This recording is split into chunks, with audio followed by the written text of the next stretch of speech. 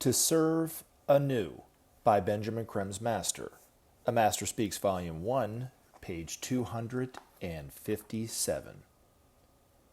Since the time is short indeed till mankind sees the Christ, it would be wise to consider somewhat the likely repercussions of that momentous event.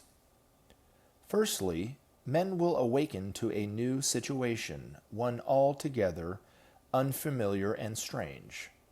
Nothing similar will have been the experience of anyone alive. No one, anywhere, will have heard before the thoughts broadcast on that day of days. Never before will men have heard the call to their divinity, the challenge to their presence here on earth. Each, singly and solemnly alone, will know for the first time the purpose and meaning of their lives, will experience anew the grace of childhood, the purity of aspiration cleansed of self. For these precious minutes, men will know afresh the joy of full participation in the realities of life, will feel connected one to another like the memory of a distant past. Suddenly, men will realize that their life till now was a shallow thing, lacking for the majority all that makes life dear: brotherhood and justice, creativeness and love. Many will know for the first time that they count, that they matter in the scheme of things. An unfamiliar sense of self-esteem will replace their present hopelessness.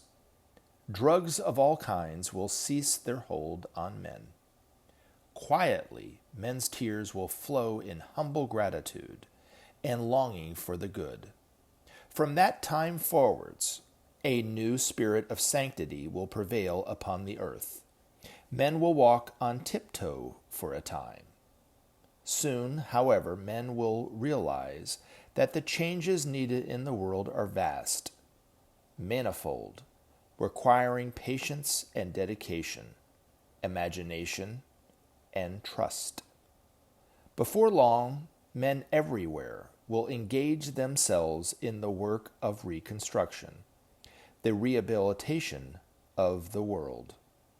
Succor for the poor and hungry will take pride of place, and soon will end forever a blasphemy in man's midst. Millions will know for the first time the quiet happiness of satisfied need. No more will dying forms of the starving disgrace the screens of the affluent. No longer will men watch their brothers dying before their eyes. So will end a dark chapter in the history of the race. Changes unequaled in extent will engage men's minds and hearts. Naught but the finest of the past will prevail against the onslaught of the new. Daily, the transformations will be recorded for men to compare and admire. A new world will be constructed in the blazing light of day. All will, in their own way, participate. Each will add his vision and contribute to the whole. For many, the very presence of the Christ will constitute a problem. Their long-held beliefs will be shaken to their core. For them, a period of heart-searching will be inevitable as they seek to understand the meaning of the new dispensation.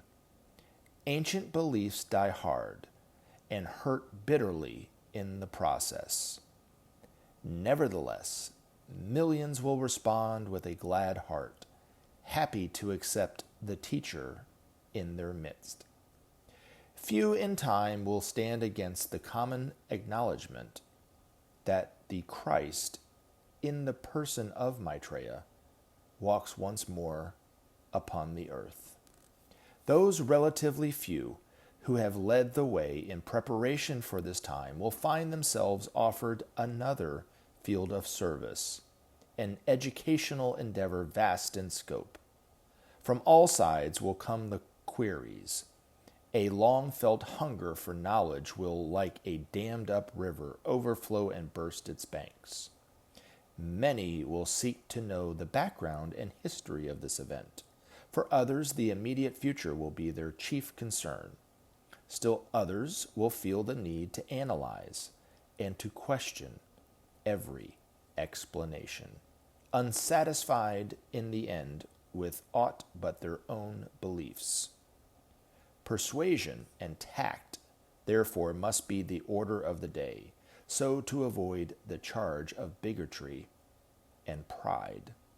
Societies worldwide will play their part, assuring the broad dispensation of the needed teachings.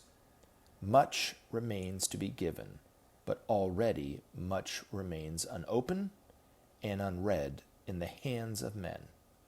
Endeavor, the counsel is, to inculcate the habit of reading much, thus to inform and guide the seekers on the way. Systematic study of the teachings and earnest attempts to live the precepts of Maitreya will give the needed balance and authority with which to teach.